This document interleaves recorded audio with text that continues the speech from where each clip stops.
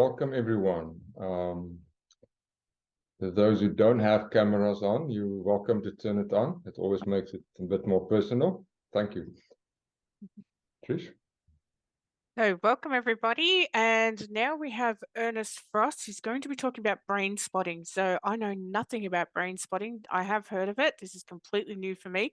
If you could just hold your questions to the end, because Ernest is going to leave some time to the end of his presentation, but by all means throw them in the chat and we can get to them. So Ernest, take it away, darling. All right, thank you, Trish. I want to share with you a modality I use, which I've recently discovered and start studying and going through all the certification process in order to start training people in brain spotting.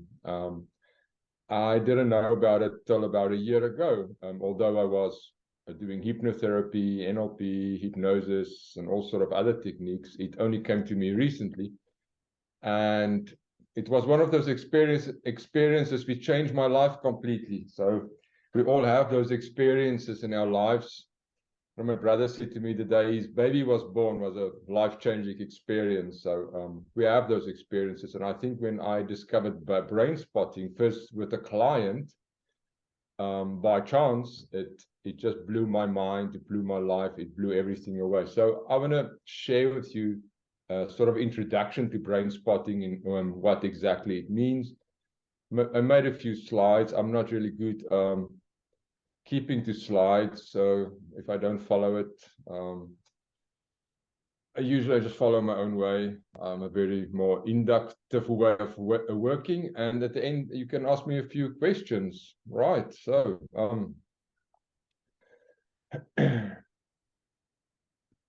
so brain spotting, as I said, is an extra tool which I've used, and the more I use it, the more I discover the power of this. And with the power, I mean it's a process which doesn't ask for words or left brain thinking.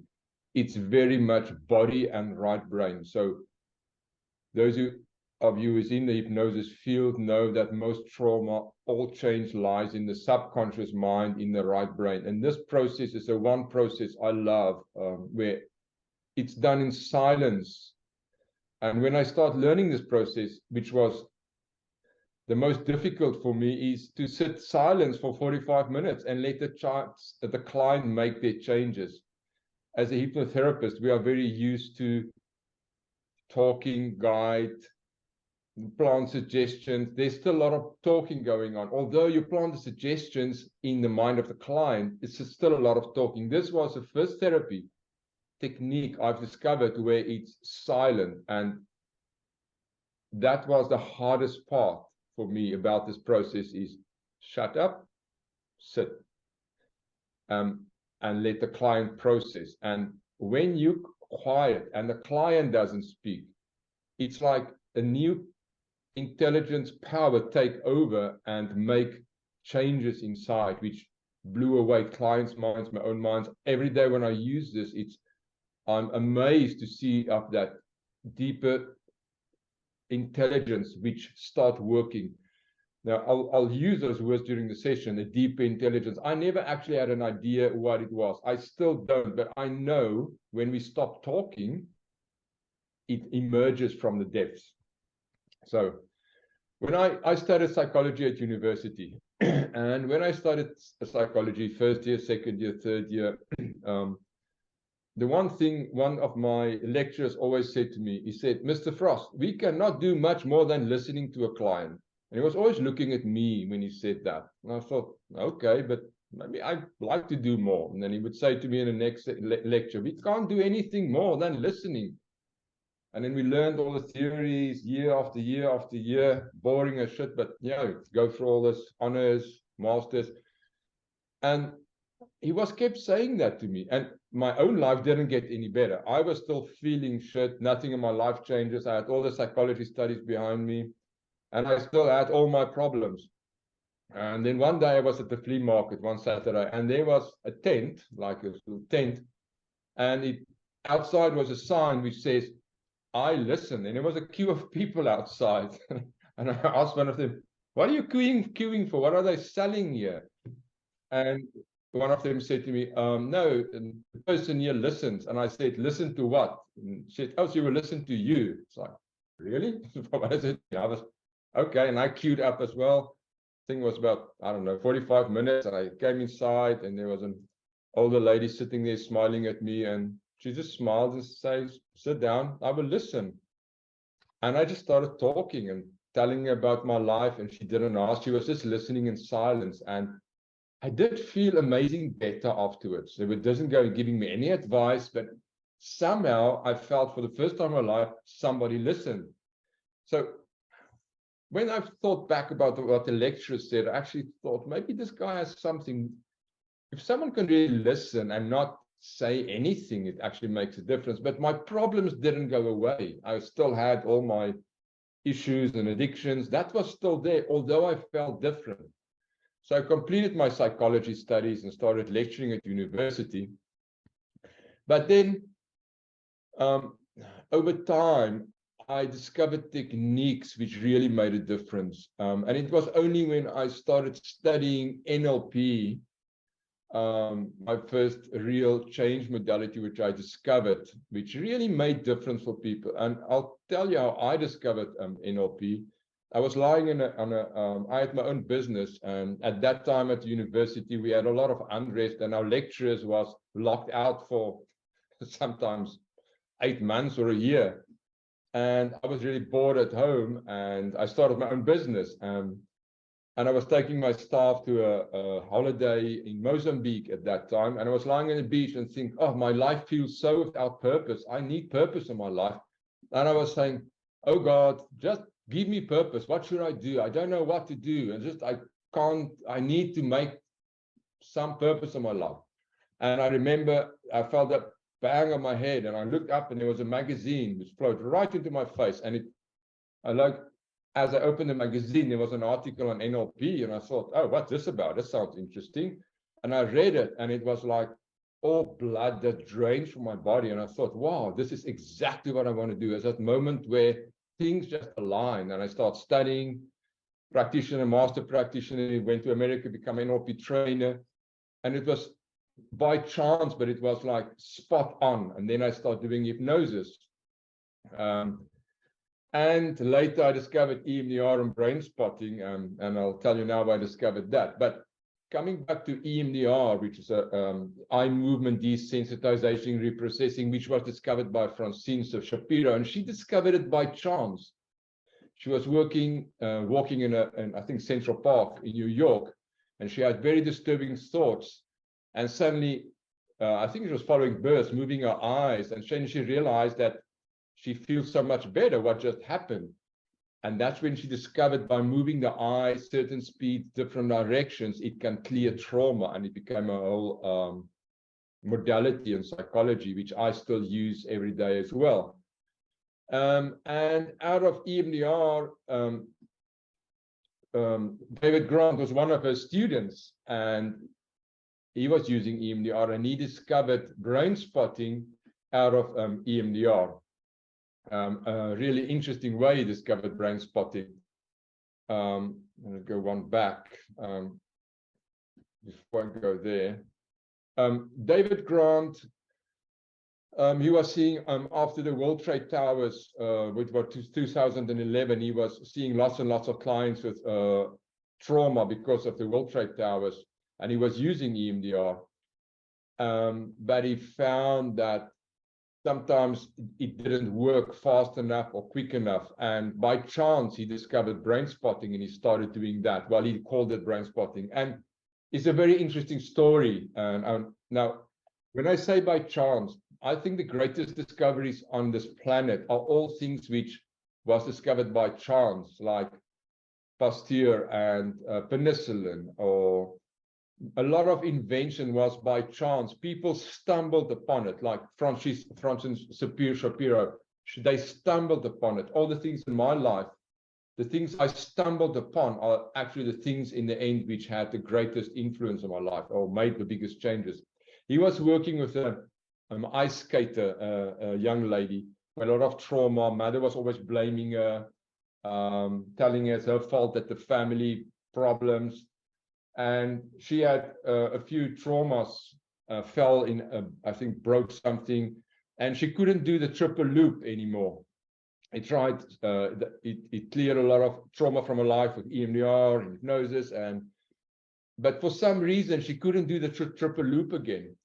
And one day while he was doing the EMDR, moving the eyes, and he said he saw that somewhere in the middle, as he moved the eyes, there was a wobble in the eyes. Now, I've learned that from NLP as well. We look very closely at people's eyes, and you can see when there's little wobbles. And I want to describe, I will show you what happened. And on the next slide, this is what he found. He says, and this is worth reading this. After about a minute, just as my fingers crossed the midline of her nose, her eyes wobbled dramatically and then locked in place. My hand locked in along with it. It felt like someone or something had grabbed my wrist and held it in place. And for the next 10 minutes, Karen's eyes remained locked on my unmoving fingers. She watched and reported a flood of images and body sensations that seemed to come from nowhere.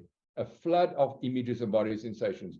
She watched wide eyes as traumas that have not emerged during a year of intensive therapy, EMDR, now came up and whizzed by. Karen quickly processed through the memories one by one. They all flashed by and they seemed to disappear. Traumas I thought I've resolved now reopened and somehow processed through a deeper resolution. I've never witnessed something like this in my 25 years of practice. Now, that quote from his book is exactly what I experience every day when I work with Brainspotting. It's like a client witnessed their whole life. The only other times I've heard clients that said it when they had a near-death experience, an accident, and they say they witnessed their whole life flashing by. And when you do a Brainspotting, it taps into that level of an unconscious processing where your whole life will whiz or flash by. And everything you've never processed will be flashing by. And in the moment of flashing by, your brain processes it and integrates it. It is the most amazing process. So, my discovery of Brainspotting, let me move this up. I was sitting with a client, an electrician, let's call him Sven, and I was doing EMDR, I was doing hypnosis, and one day he was sitting in my office. He had a very, very horrific childhood experience, beyond horrific, over many, many, many, many years. And he was sitting and he said to me, I don't know what to do anymore. And I felt like saying to him, I also don't know what to do anymore. I've tried everything. And he said to me, just don't do that hypnosis stuff again. I said, so why not? He says, because I just think when you're going to end and I have my next appointment and I'm in a rush. And I felt so sorry for this guy. And then out of the blue, he said to me, you should do Brainspotting. And I said to him, what is Brainspotting? He said to my auntie in America says I should try Brainspotting. And I thought, dude, I don't care about your auntie in America. She's not here. But I thought people lied. And I said, so what does your auntie in America know about Brainspotting? He says, oh, she survived the World Trade Towers. I said, oh, okay. Well, that doesn't help me and you, does it? He says, why don't you phone her? What do you mean? He says, I'll phone her. He got on his phone. I was like, oh my God, what are you doing? So his auntie gives his phone to me and he says, speak to her, ask her. I asked this lady, which I've never met. I asked her, well, Sven is here, and he says to her, I should do Brainspotting. It changed for you. She said to me, yeah, it was the most powerful thing I've ever done. I can't exactly tell you what to do, but you sort of looked at his eyes and put your finger somewhere 2 meters from his eyes, keep it there for 40 minutes and sing to him or play music to him. That's all I know. What? Thought, oh, she said, okay, thank you, bye. So this guy was sitting there. I had no idea what Brainspotting was. Someone says to me, sing or to a client and hold my finger in front of their eyes 40 minutes or whatever. But I thought, okay, I'll give it my shot. And I was watching his eyes and I saw where he was gazing as he was talking about his horrible experience as a child. And I thought, okay, keep your eyes there. I put my finger about 1.5 meters in front of his eyes. And I thought, well, I'm not going to sing to you. I don't know what music to play. And from the EMDR, we do the binaural beats in the ears, left brain, right brain stimulation to bring brain balance. And I thought, well, Let's put that beep beep on his ears, hold my eyes, and I said to him, "I'll just sit there with the feeling out of you and just stay there for 40 minutes. And as he keep his eyes locked on that finger of mine and kept it locked there, it was complete silence. I saw this guy beginning to sweat. I could see his whole shirt getting wet. His color changed, a red flush come up from here into his neck over his face. The sweat was dripping down his face. And I asked him, "Are you okay?" He said yes. And we sat there for about 20 to 30 minutes and it all drained away. And I remember in that moment, his words to me was, he just said, "Thank you. I think it's all good now." And I never see him again. I never saw him again. He sent me a message afterwards and said he had a baby and everything. And I asked him afterwards what happened over the phone, because after the session, he just went. And he said to me, "My whole life flashed before my eyes. And I witnessed everything, but I witnessed it from a perspective I've never had before. And I felt this immense wave coming up, and I was powerless as it just emerges." And when he said that to me, he felt this powerful wave. And he used the word, he said to me, "I had to surrender." It was something much bigger than I've ever experienced. And then I remembered when I did a camp many years ago after I studied psychology and with hallucinogens, and it was a camp with ayahuasca, a 3-day experience. And I had the same experience on that camp. I felt a wave coming up from somewhere, and it made me feel absolute powerless and surrender. But I know there was something deeper at work, something like I've never felt before. And after that 3-day experience, I was changed. And I don't know exactly what happened, but my life flashed before my eyes as well. And recently, when I watched on Netflix, an experience with someone with severe OCD, and he was using psilocybin, he said the same. After his first dose of psilocybin, he said he just felt this wave coming from somewhere, and he just had to surrender. And it was one dose of psilocybin, and his OCD became 90% better.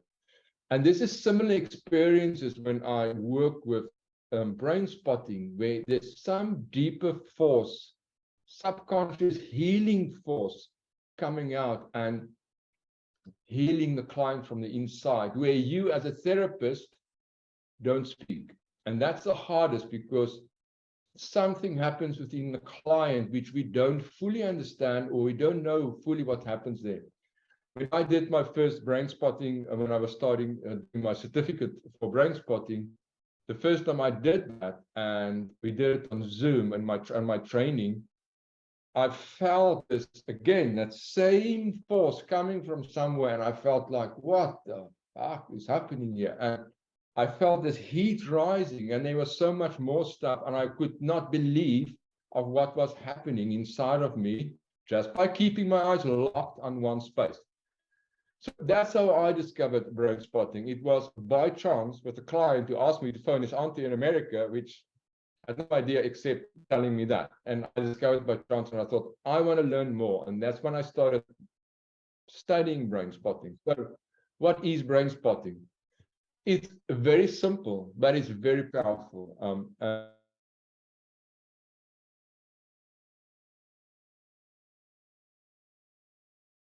With hypnotherapist or other therapies, you activate the sense in the body, you get the feeling, you measure the significance units of the stress. Now it tells me my internet connection is unstable, so hope I stay on. And then I'll show you, I'm going to get my stick here. I don't use my fingers anymore because it's much easier to use a little stick like this, and it can become longer and shorter, as you can see here. Now, this is very interesting. As you activate the feeling inside, you find the corresponding spot outside in the visual field of the client. And that's a very, very, very specific spot. We find the spot of most activation. Once a client found that spot, you help them to find it. It's whether it's that side, you go up and down. And the client will tell you later, no, up, down, down, down, down, down, just there. It's like a laser spot. And then you just let the client focus on that spot for about, I usually break it up in 15-minute cycles, 3 minutes of 15, and every level it will go deeper. Now, the second time, I'll bring my stick down, pointer, and I put it again there. And the client will say to me, no, no, up, up, up. This is so interesting. It's like the unconscious mind has a spot so specific to the millimeter. It will tell you, no, up, down, down, down, down, down. Yep, yep, no, down, down. Yes, just there. It's like in that moment, in that exact spot, focusing on that spot, the mind inside switch on and it will start processing. And it will bring up everything which is not processed with that specific issue you work with through the client's whole life. It will not leave anything out. The unconscious mind or the deep intelligent mind here is extremely, what's the word I want to use? It do it properly. It doesn't leave anything out. The interesting thing how it does it as it bring it up, it won't do it in sequence. It will go back to birth, then it go back to 34 years old, then it go back to 20, then 28, then back to 8. There is no logical sequence in how the mind does it. It's just a deep subconscious process where we don't know exactly how the mind do it. No, those of you who do timeline, usually in timeline, we go to the source or the root cause and then follow it up, which is also effective. But with brain spotting, which I enjoy about that is you allow the client's subconscious mind to follow its own hierarchy or its own order, not my order of birth or previous life coming back through this life. No, it does it in a sequence and an order which is not logical. And that's what I love about it. Not me or the client know in which process it will be ordered. It jumps around like there is some unconscious sequence and order which we don't know how it works. Now, the last part there, you wait and you calibrate. Wait stands for why am I talking? And that's the hardest part. No one talks. You sit, you hold the spot, you hold the space. Because our minds runs out, I sometimes just like to imagine a client between me and a candle between me and the client. And I focus on the imaginary candle. I put the client in light, I'm in light. And it's just to keep my mind that I don't think about other things, holding the space. It's really hard for 45 minutes not to talk and to trust some deeper intelligence to make the changes. And I calibrate to the client what's happening for the client, make sure that there's no talking or very little talking. So it's completely right brain. If there is talking, I just check in if client's okay. We measure the sat levels. We go back to the spot. It switches on again and it takes off to the exact spot where you left off. It will go on again. It's amazing. It's just like a switch on and it goes on as it switches on, the emotions come up, it runs through the body again, keep the client's eyes there, and off it goes. So here's the definition, and it's exactly what I've now said. It's an observation that the body activation with any problem when describing a trauma has a resonating spot in the visual field, a very specific spot. We find that spot. We call it through inside brain spot, which I won't go into now for technical. Once you have the exact spot, the focus, hypnosis means focused attention and getting absorbed. As a client stare at that, gaze on that spot, not moving it with activation, the brain spot allows processing of the traumatic event to flow until the activation is cleared. And this is fascinating. It will come in waves. Well, I'm thinking like waves in the sea, or when my mother died or my cat died, that sorrow, that grief comes in a wave, like so painful, and then lasts a few minutes and This works the same. It will come in a wave and there's a clearing. It will come in waves, or like birth pains, I presume, is the same. It comes in a wave. Brain spotting follow that same wavy pattern. And I think these waves are we call fractals or waves of the universe. And I think it's, and I'll come back to that later. I think it follows a wave inside and it stops. Every time it comes through, as the activation level drops from a 8 to a 7 to a 6, it scoops deeper. Once you come to a 2 or a 1 activation level, and I ask, okay, let's focus on the 1, we activate it again. Often then the client, you know, we think when it's at the 1 level of activation, the actual clearing is not a 10 anymore, it's at the 1. So the interesting thing about brain spotting is when it's at the 1, often the client have the most significant experience. Logical mind would say, no, when we're at the 1, we're almost done. No, brain spotting works exactly when we're at the 1. Often the deepest levels and deepest level of change is just before we hit the 0. The other very interesting thing, once we come to the level of 0, what I love about this process, which is not that, I found it sometimes difficult in MDR. This process births new resources. It's like when we work with something like abandonment, the client has no reference for love or feeling safe, feeling accepted, feeling appreciated.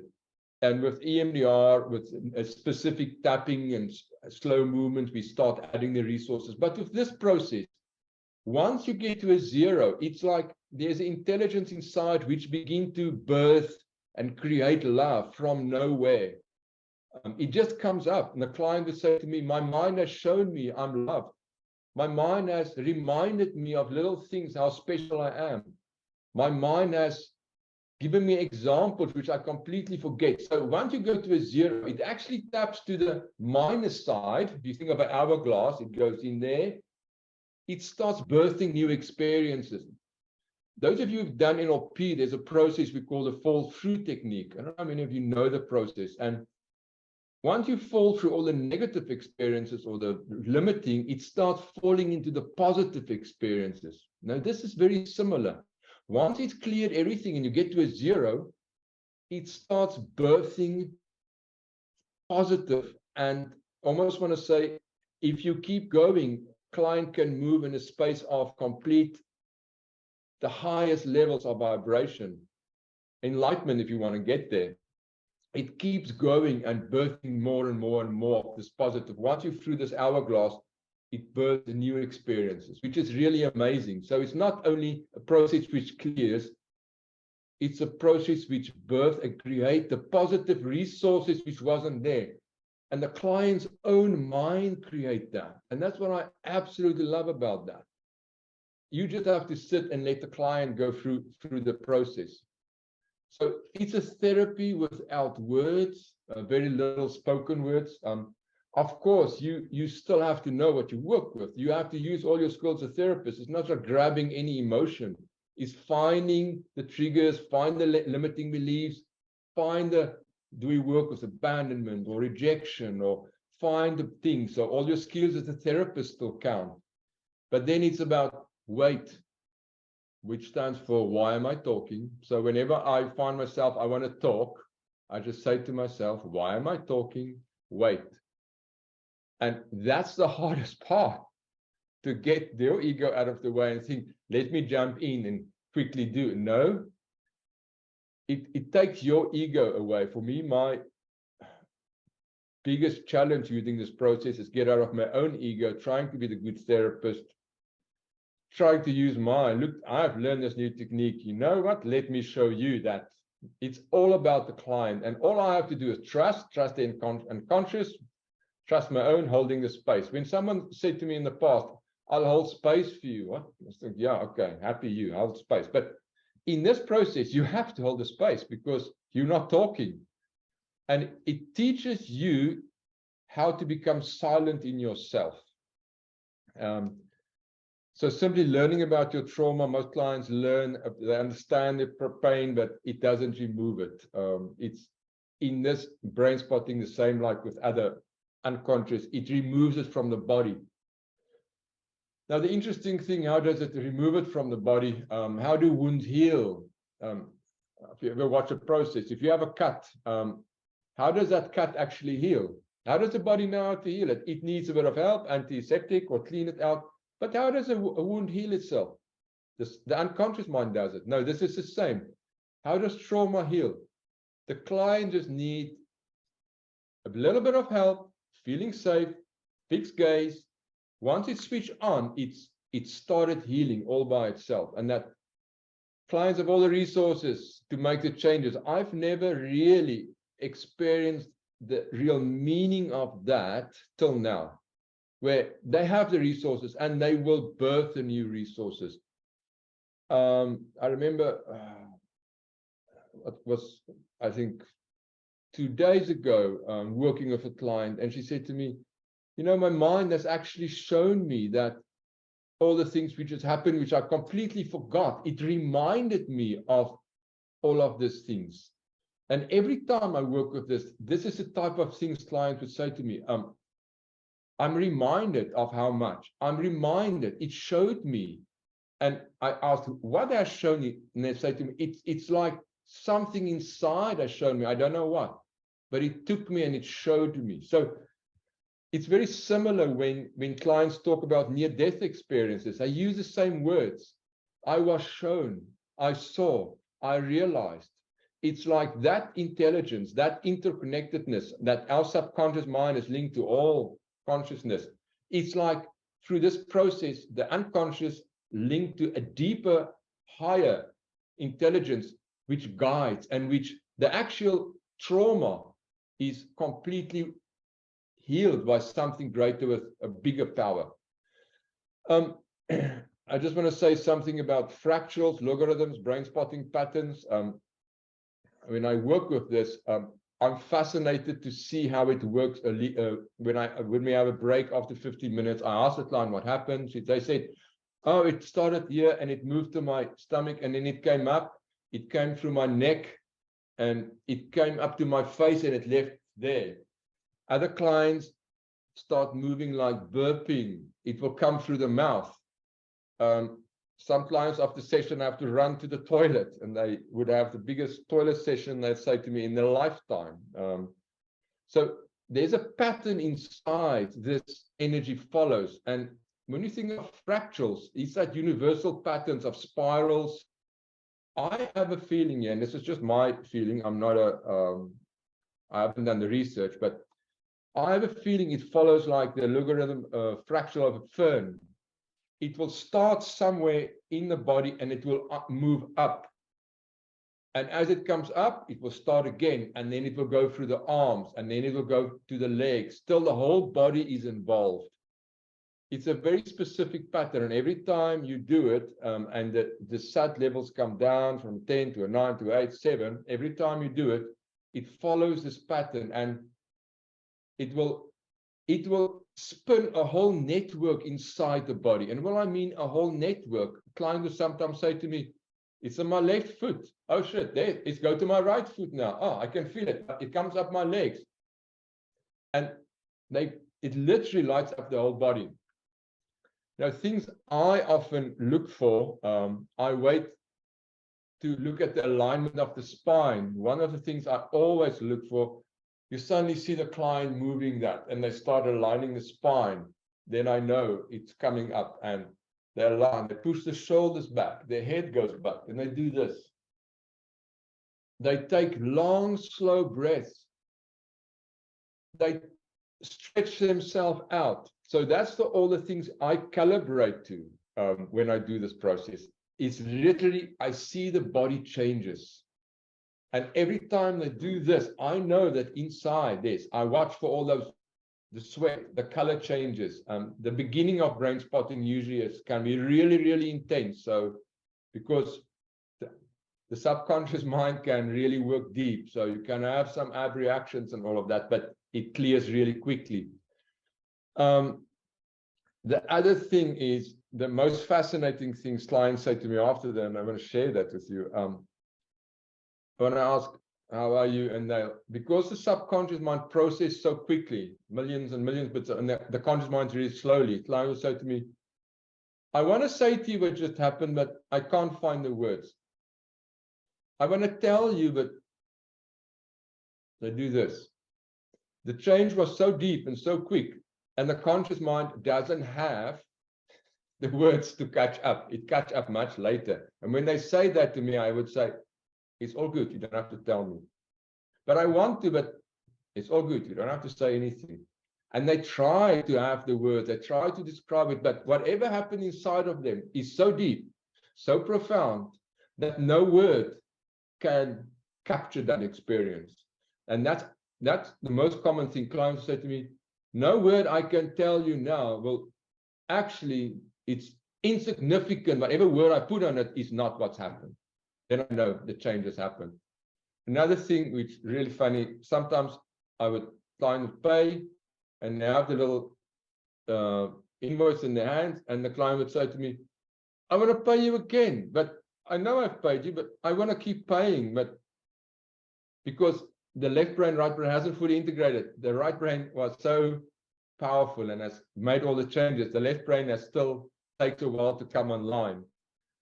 So whenever I do this, I always wait for that client afterwards trying to explain, and the left brain is just like, they can't. The third thing which often happens, oh, you know what, all these experiences came up. Oh, I can't remember that now, it's gone. It's like, oh, it's just, what's wrong with me? What's wrong with me? I can't. Literally, as the mind processes a lot of those experiences, they're gone.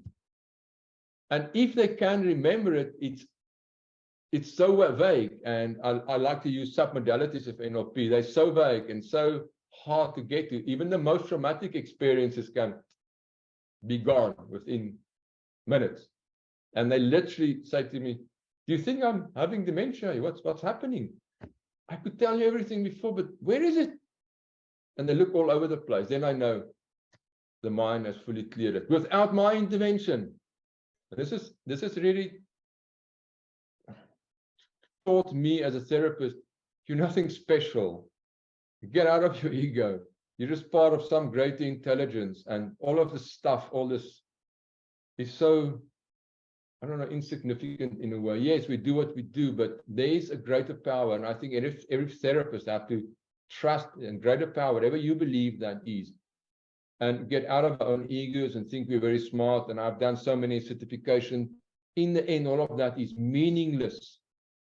True change happens within a client when everyone stands back and allows something bigger to happen, whatever that is. And yes, of course, we do our techniques, but that's always just little techniques. The real change happens on a level we don't know. And when we tap into that, and that's a form of surrender, it's not ego, and it's you getting out of the way. And I've never learned it in a better place than Brainspotting.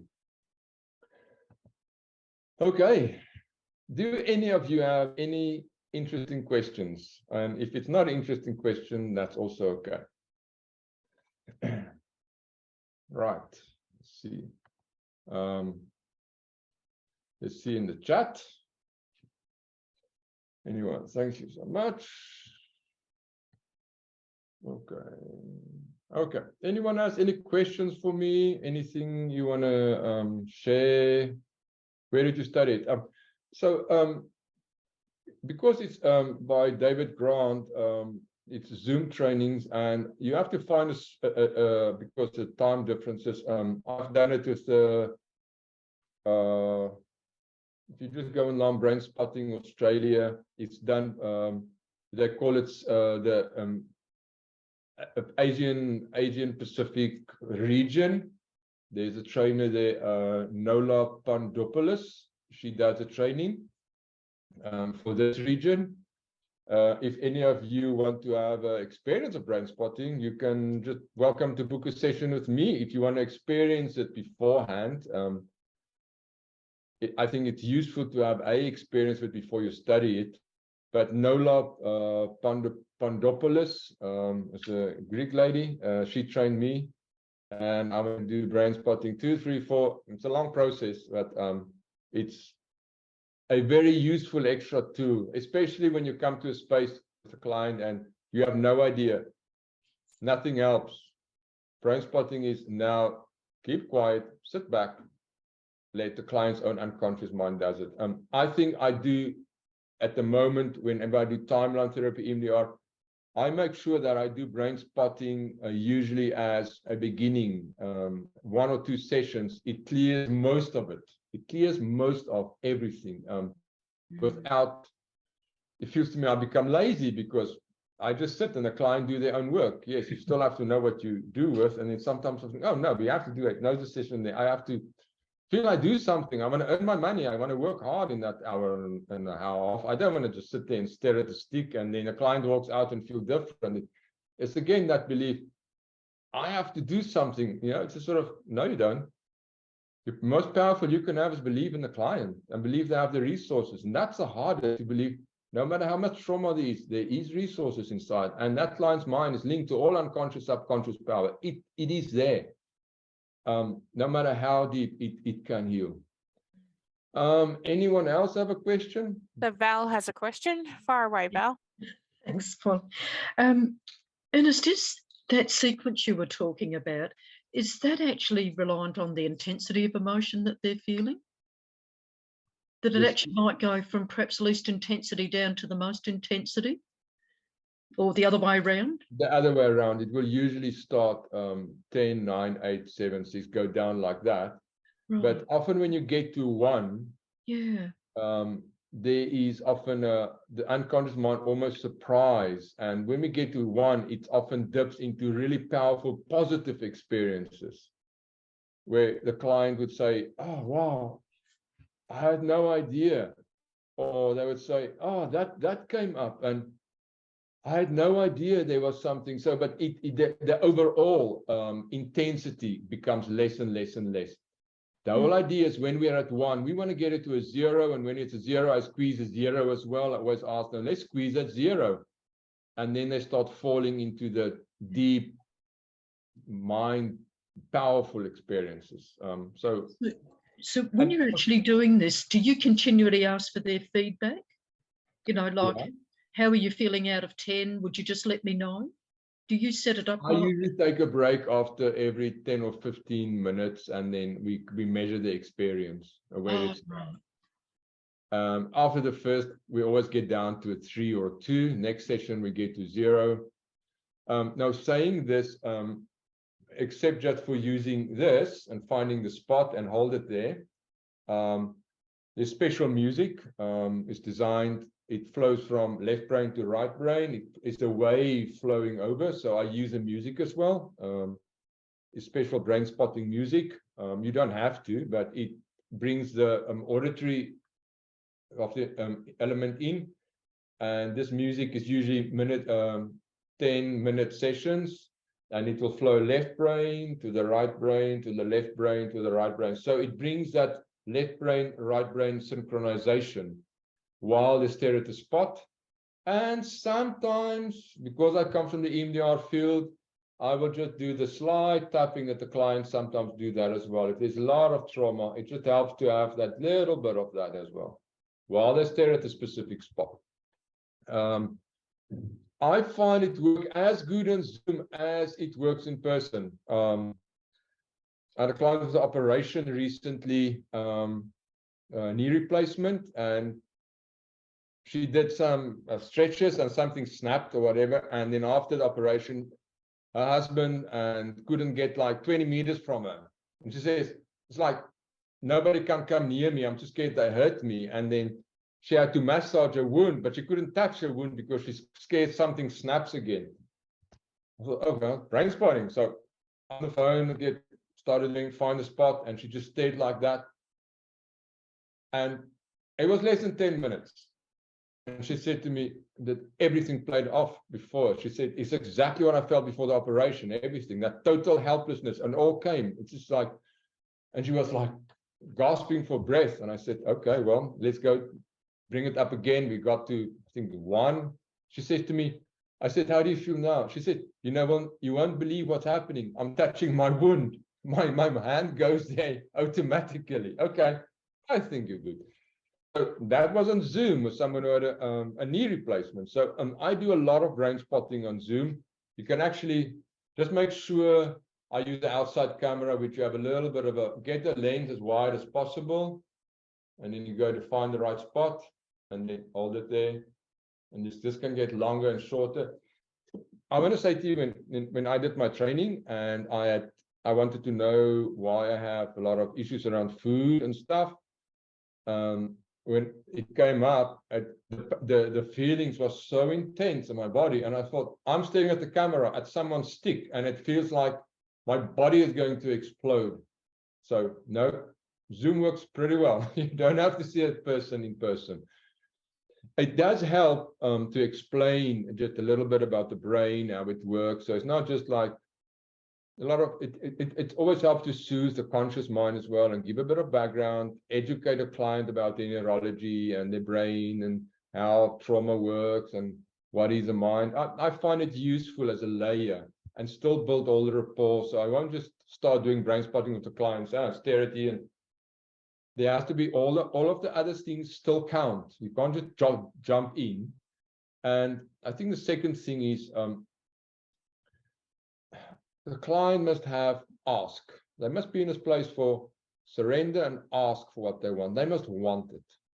And I don't start any session until I say, now ask your own subconscious mind what you really, really want. Ask what you want and desire it. So all of your desire. I make a minute or two for that as well. And then it switches it on and it starts. So no, it works really very good on Zoom. So again, I find it useful in Zoom because no one talks. On Zoom, I don't even use the music for them. They just stare at the spot. But again, it's not something which will work for every client, different for different clients. I find it useful for people who don't want to talk about their traumas and don't want to tell you about it. I find it very useful, and often they've talked them to death about it. So I just say to him, you don't have to tell me anything. Just let's activate the actual thing what we're working with. I want to know what we're working with. And what the best about this process is it really helps for a lifetime of trauma. Those clients who had it over such a long period, it will spin like a spider's web all over the place. It'll go there, then there. I asked the client afterwards, how was that? And she said to me, oh, I could see my birth. And then I was at my previous job. And then I was back at school. And then when I was in a car accident, it was all over the place. And how are you now? And it's like,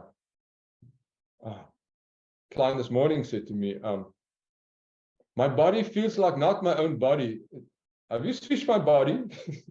Said, my body is not mine anymore. It feels different. She says, do you think this is my body? Or then I know it's the first time in her life she can actually feel her body. So that's a good space to be. Okay. Fantastic. Thank you so much, Ernest. Like, that's amazing. So if anybody wants to reach out to Ernest, please do so on his webpage. Grab a brain spotting session.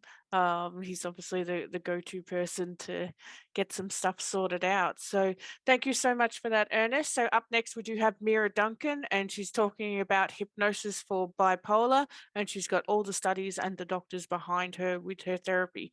So thank you, Ernest, and we will catch everybody over in the next one. Okay, see you, darling. Bye-bye.